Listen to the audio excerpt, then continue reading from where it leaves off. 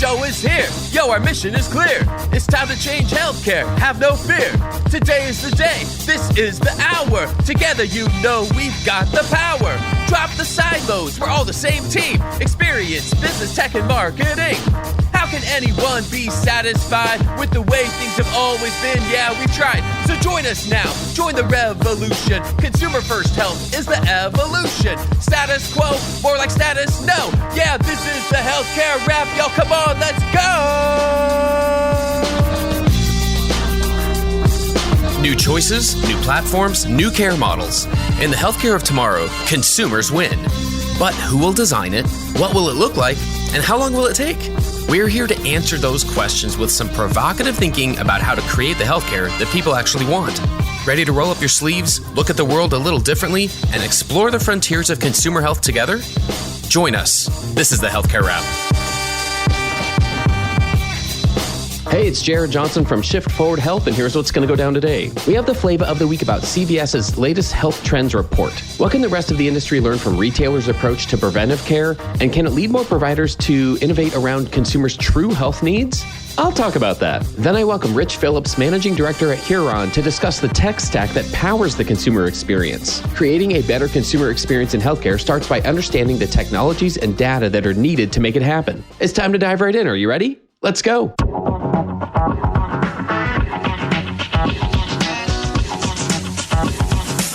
Flavor of the week.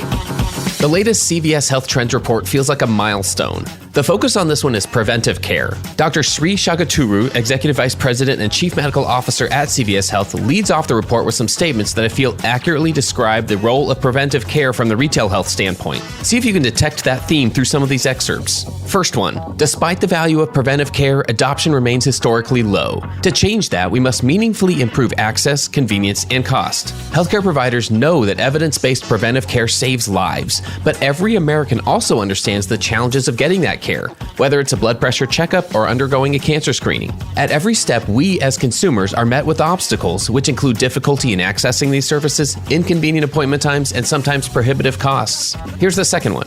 As the leading health solutions company, we at CVS Health know that the reasons people miss preventive care are often deeply individual. Some are too busy to engage with a primary care physician in person or virtually. Others may have barriers stemming from their social determinants of health, such as a lack of transportation to a doctor's office. Yet others may need reminders or additional education about which services can keep them well.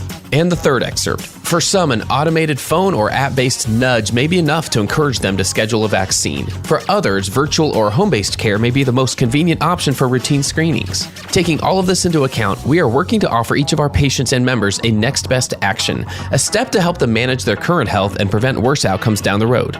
This report really got me thinking. Whether or not it was their intention, this was a great way to facilitate a discussion about why preventive care hasn't always been a part of healthcare business strategies and how we can change that with the disruptor's mindset. Historically, when primary care is talked about from a health systems standpoint, it's most often at the bottom. It's seen as a loss leader, a sunk cost, a cog in the referral system to drive patients to the real moneymaker procedures. That's one reason why the consumer experience there so often suffers. Keep shoving clipboards in patients' faces and pushing them through in 15-minute increments. Looking through a standalone financial lens, primary care gets crushed under the weight of failed expectations and contribution margins. But the retail point of view suggests that primary care, especially the preventive care component, is a key to a healthier society. Socially and health-wise, it's the key to personalized, customized, whole-person health. It's also, I'd argue, the key to future financial sustainability of those specialty care providers. That's why it's ironic to me that it gets downplayed by health systems, but is the focus of so many disruptors. It's the first type of service that retailers and digital health providers tend to offer. And while everyone wastes their time wondering if Amazon or Walmart will get into the acute care hospital business, and by the way, there are no indicators that either of them are even the slightest bit interested, while that's happening, disruptors see preventive care in a totally different light. They see it as a key to reducing the effects and costs of chronic conditions. They see it as a play to get health behavior data and generate brand loyalty.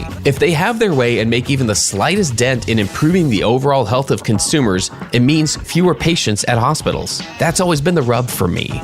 Remember, healthcare business systems weren't built with consumers' costs or experiences in mind, or in some cases, even basic human dignity. And that's the point.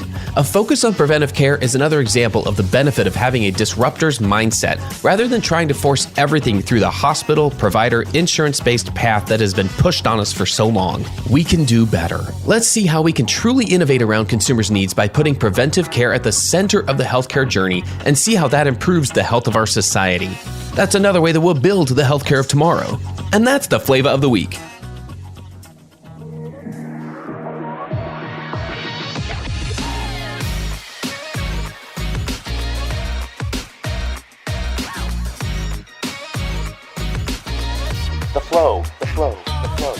Hey, let's get back into the flow. Please give it up for Rich Phillips. Rich is my guest today. He's the managing director at Huron. Rich, welcome to the Healthcare Wrap. Thanks so much, Jared. It's really great to be here with you. Thank you. What did I miss in your bio? Help our listeners get to know you a little bit better. What would you like them to know about you personally and professionally? Wow, I'll start with the personal because it's fun. I live in the foothills of the Appalachian Mountains in South Carolina, and we've got bears in our yard about once a week during the summertime. Beyond that, I just absolutely love to ride my bike, and I'm in a monster bike ride next weekend that's got a Tour de France caliber climb to it. So just really anxious to get ready for that. And it's such a beautiful time of year where we live here with the leaves changing and everything. So it'll be fun to get out on progressive weekends and watch the colors continue to move forward. So just a beautiful time of year and really enjoy being outside. Great. And then professionally, I was mentioning right before we got on the air here, it's hard to unpack all the things that represent where somebody is and how they've gotten there just by their title. Can you give us a little bit more about where you've been and what you've done previous to this? Yeah, I would have had such a different career. I've been really fortunate and blessed to have some really unique experiences. So I started in the technology field the first 10 years or so, was on a CIO track, became a CIO, and concluded after that, you know what, I enjoy that, but I'd really love to be in a more business leadership role. So I completed a couple of master's degrees and had an opportunity to do startup that was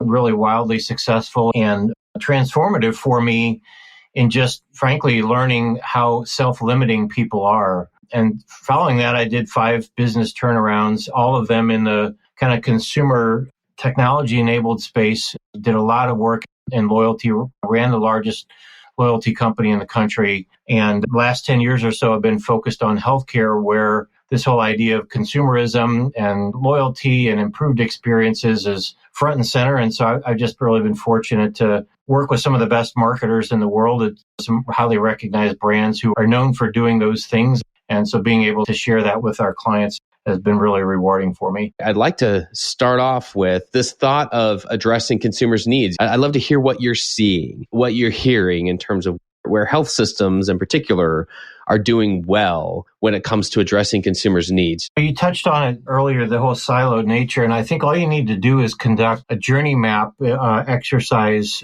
where you bring people in throughout the entire continuum of the journey, billing people and scheduling people and admissions people and what have you, and you see how many handoffs occur. And people don't appreciate what's occurring up and downstream from them. They just do their thing. And of course, the burden then is placed on the patient to navigate across those handoffs. And so even though as marketers, we bemoan that situation, we're doing the same thing. We've got a system that does a website and it has web-based data, and that data lives and only lives in the website. And then you got a forms engine, and then you got a CRM, and then you got one of these and one of these. And by the time you're done, you realize the marketer's got a tech stack of about 10 things, none of which is bringing the data in for a unified customer 360 to see longitudinally what's happening through that narrow part of the journey called I've got a need, who can help me? And so I really tried to focus systemically at that problem and think about either unifying data or unifying systems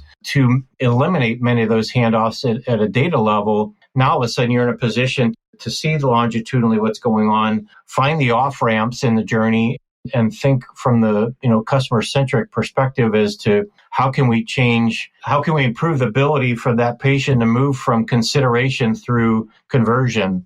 And without those kind of data being knit together, that's a problematic thing that becomes manual and ad hoc at best. And so that's where I've focused, is unifying them systemically in order to bridge the gap and present the ability to think about the big picture. I see. So I imagine there's a spectrum where some healthcare organizations are a lot further along that journey than others.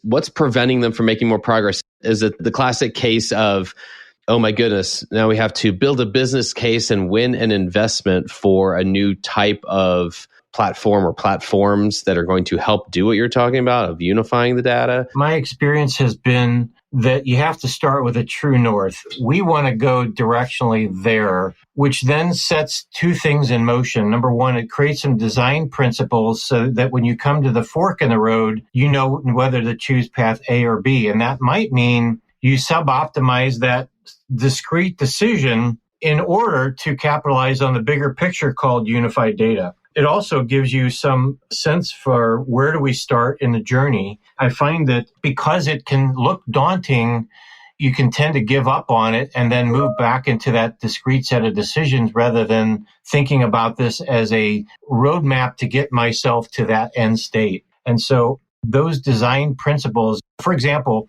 there was a period in the marketing space in healthcare where we were loving the idea of something like a ZocDoc or a Doc ASAP or whatever as a means of generating leads. And while, of course, that's good in principle, if those leads don't find its way into your CRM for lead management or find their way into your EMR for conversion, all you're doing is piling up another set of data that's not able to be actioned. And so that's one example where you could instead go to the Doc ASAP or whomever and say, you know what, we like your platform, but we've got a design principle called, if you can't get your data into our CRM, you're not a good fit for us. Now all of a sudden you've solved for the lead generation goal, but you've also created an opportunity to move that data so it becomes actionable and convertible downstream, and you can see where and how that person came into the organization. And that's an example where you solve both worlds, but it was because of that design principle.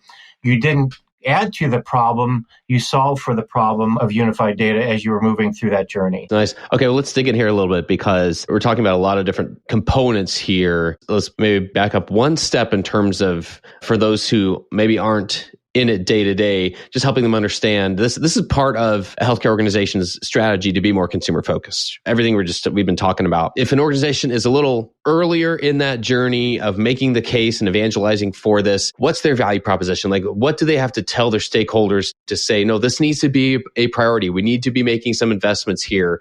We need to be consumer focused. Here's the business case. Or what's part of that conversation? What does that look like? Yeah, I've typically started with 3 different levers, and it really depends on the organization. One is I just ask them as leaders to think about their experience outside of healthcare and how does that translate to what they experience as a patient. And all of a sudden you have the aha moment of, wow, we really need to do better. And so classically, when the CEO comes back from a broken leg, he or she is evangelized to say, I've got a call to action to do it differently. So that's example one. The second thing I would say that starts to put it into mathematical terms that the CFO would engage is the first step to growth is minimizing attrition. And I always create a waterfall that says, all right, here's your current revenue or whatever it is we want to use as the metric. Here's where you're starting. Now, the data suggests, or hypothetically, we could assume if you're losing between 10 and 15% of your patients every year, you have a mom that delivers a baby, but she doesn't come back for peds,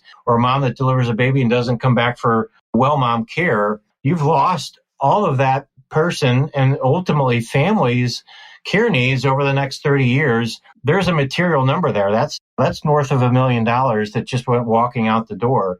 So if that's your problem, you've got to grow 15% just to break even on where you were before. And so lifetime value, what is it that's walking out the door is part of that, but helping them just understand the idea of retention as the first step in growth usually gets people activated to say, wow, now can you tell me more? Thankfully, I'm in an organization now where we've got the data that can measure the percentage of wallet that is being enjoyed by a particular health system. And it's staggeringly low in many cases how much of that family or person's wallet is actually coming into that particular health system. We call that share of care. And usually the data is enough to get people to realize, wow, I've got to do something about this. This is a compelling problem that I knew was out there, but hadn't been quantified for me before. Once that's done, now it's just a matter of how. You've established the why. Now the how is the only thing that matters. And at that point, it's a simple roadmap to say,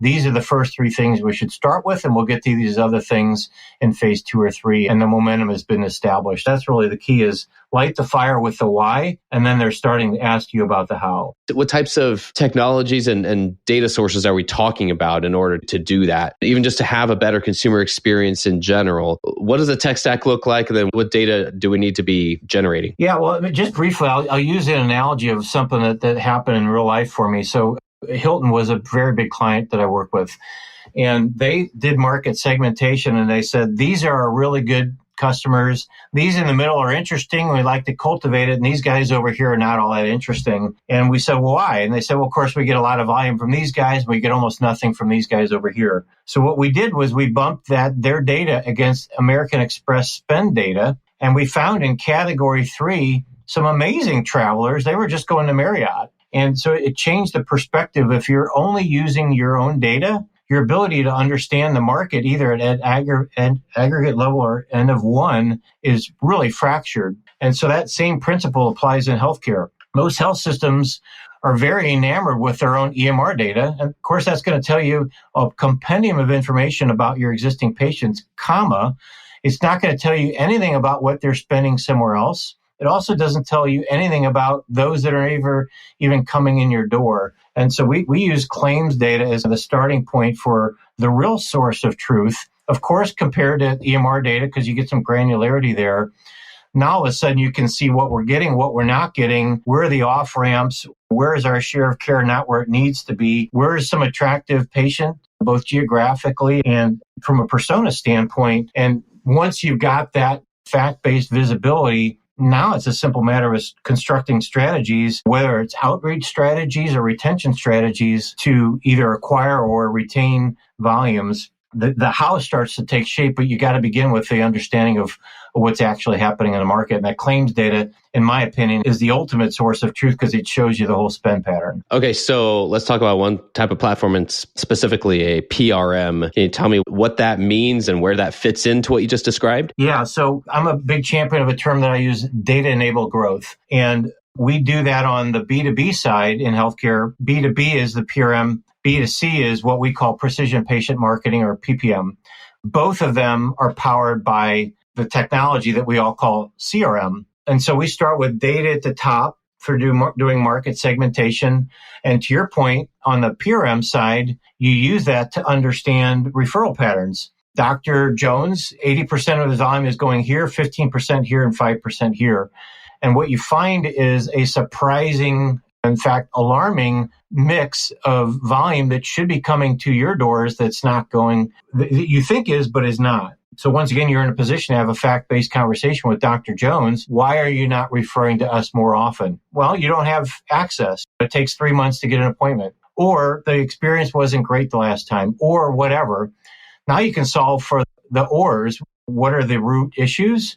And you've earned the right to ask for his business 3 months from now. So that's really the big use case on PRM, is understanding referral patterns through the data and then using that to target your B2B outreach, where the biggest opportunities are to find people who have the kind of patients that fit your mix. Got it. So who typically owns that? Is that marketing? Is that physician relations? Is there typically owns that process? Yeah. So the far majority of time, it's a group that's called physician liaison or physician relations, something like that. Classically, that's not been a very data-driven group. They have, in many cases, operated on more kind of a relationship selling. Hey, Dr. Jones, I've known you for 5 years. Our kids are in choir together, that kind of thing. More and more, that's becoming a professional group driven by data to understand where they should focus their efforts. So yeah, physician liaison, physician relations. Now, I would say the one thing that we find is an encouraging trend is unifying growth-oriented roles under one leader. In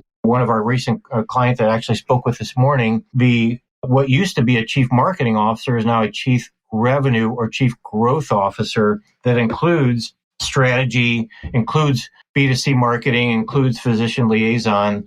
Now all of a sudden you can have a unified strategy and unified data across all three of those. And that to me is the top of the hill as to how you'd want to do this. Okay, I want to think through the tech stack side of this then.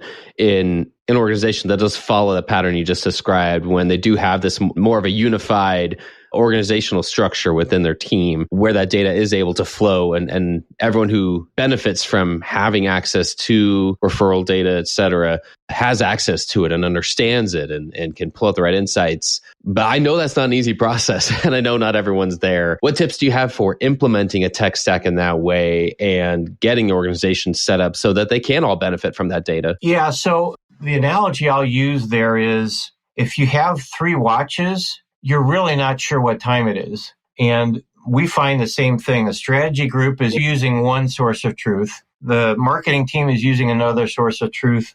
And the physician liaison is using another source of truth. Now, each of those might serve their own needs reasonably well. Why not have a unifying data set across those? On top of that, why not have a unifying activation platform? So making those insights actionable. We often call those platforms CRM, but basically simplifying the tech stack saves you money, eliminates the debates as to whether the number is 3 or 3.4, and gives you the ability to harmonize your growth strategy around patient and physician populations.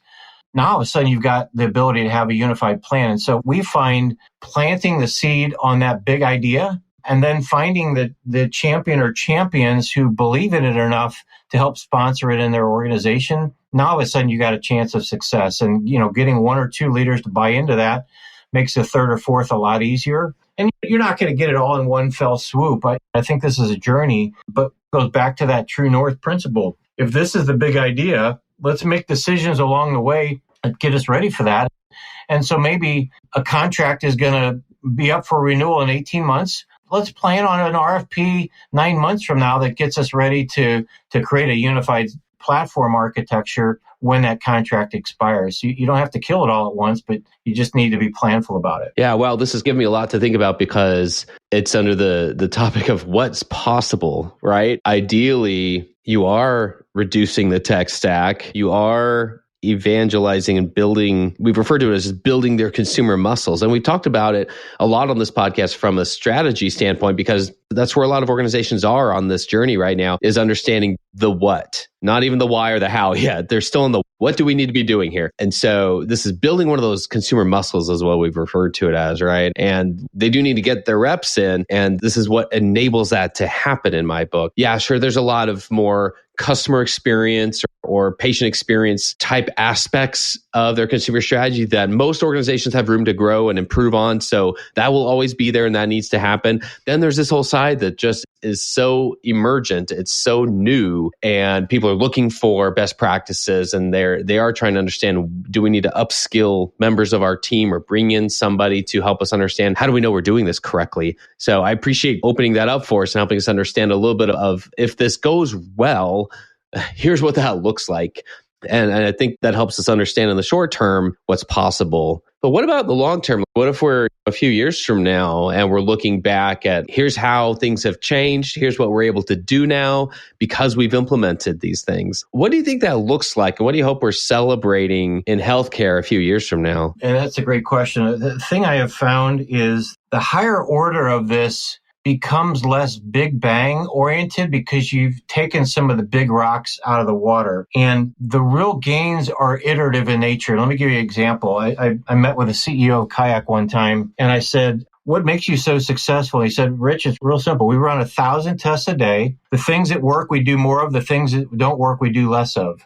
And I found that same principle was in place at Hilton. They were testing things all the time, and they would iterate their way to 2% gains compounded over a year. That's enormous. And so you've probably seen the math over a 1% gain over a year versus a 0%. It's just compounding really works. And so I think that really is the higher order of this thing. And obviously what we're now seeing is a sea change in the ability to not just capture massive quantities of data spanning any number of different data footprints and now make it actionable through something like AI and machine learning. And so iterative is the big theme, but I think there's this disruptive thing in the true 3 years from now that I believe is going to be game-changing beyond what we're able to foresee right now in using this similar and massive data to find the, oh my gosh, I never realized moments. In the past, those were achieved through human heroics and more manual analytics. I think that we're going to see step changes as a consequence of massive data now being made actionable through machinery. And so it's hard to anticipate. And what I think we're going to find is this whole idea of personalized medicine applied in many areas. Some of the greatest gains that are occurring right now, and just like oncology, I met with a guy who said that in 10 years, you won't know people that are dying from cancer. They'll get cancer. They won't die from it, though. And I think those kinds of things, this is not the same level of mission, but the ability for marketers to have profound impact. We've had clients that for years were providing good value. They were ringing the phones and things like that, but they moved from awareness marketing to conversion marketing using some of these principles. And they're putting 15 to 30 million in contribution margin a year on the table. Now all of a sudden, it's a very different conversation. I think those kinds of gains are not only possible, but required in a post-COVID world to help replenish the financial statements and, frankly, the spirit of our employees. And that's frankly why I'm so passionate right now is it's so necessary. So I think getting back to your original question, I think it'll start with iterative gains, but I think once the data is unified, I think there will be profound gains as a consequence of what AI is able to unlock for us. This is why I ask this question, is because it really opens my eyes to where we could be in the near-term future. Thanks for sharing that. I want to give you a final word here on anything else that you want to make sure our listeners know, but we haven't mentioned yet. Anything else that you'd want to make sure we cover today? I think the one thing, it's going to sound like a little thing, but it's been the most powerful tool that I've ever used. I mentioned the turnaround work that I did, and turnarounds are all about momentum. Frankly, startups are all about momentum. And so what I do when I do discovery with an organization, you're going to find 15 to 40 ideas that have some merit. You're going to consolidate that down to 15 or 12 or whatever. I then rank them in terms of a 2x2 grid. How beneficial is that idea, which is what everybody tends to pay attention to? And then how easy is it to realize the benefits of it? That horizontal axis, that's the axis that I find people pay the least amount of attention to. And when you're resource constrained, either financially or in human capital, that's where the real rubber meets the road. And so I encourage people to think about momentum as the most important thing and use that horizontal axis as the vehicle through which they establish that momentum. And just that simple 2x2 grid not only charts your roadmap, but gives you the big important thing called start here. If you achieve phase 1 goals, everybody's going to be interested in signing up for phase 2. If your phase 1 ends up being a 3-year long-winded journey with nothing to show for it, of course you're not going to get funded. And so if I impart nothing else, that particular idea, in my opinion, is the most simple thing, but it also is the most fundamental for earning the right to have a phase 2. And so that's what I'd encourage people to think about. I love it. All right. I'm going to be thinking about that for sure. You've given us so much to think about today. What's the best way for listeners who want to reach out and connect with you? Is that on LinkedIn? Is there a place for them to find you? Well, certainly I'd welcome LinkedIn. That's a great place for it. Obviously, I'm Rich Phillips on Huron at LinkedIn. If you're not opposed to, I'm even willing to give my email address so people can reach me. But however people want to get to me is fine. Yeah, awesome. Well, that's a wrap for this episode. I've had the pleasure of speaking with Rich Phillips from Huron. Thanks so much for joining us today. Yeah, it's been great. Thank you, Jared. I really enjoyed the time. Thanks for tuning in. If you like what you heard, please spread the word. Tell your colleagues to tune in for all the awesomeness, then leave a review on Apple, Spotify, or wherever you listen. This show is produced by Shift Forward Health, the channel for changemakers. Subscribe to Shift Forward Health on your favorite podcast app, and you'll be subscribed to our entire library of shows. See our full lineup at shiftforwardhealth.com. One subscription, all the podcasts you need, and it's all for free. And remember, we might have a lot of work to do in healthcare, but we'll get there faster together. Thanks again.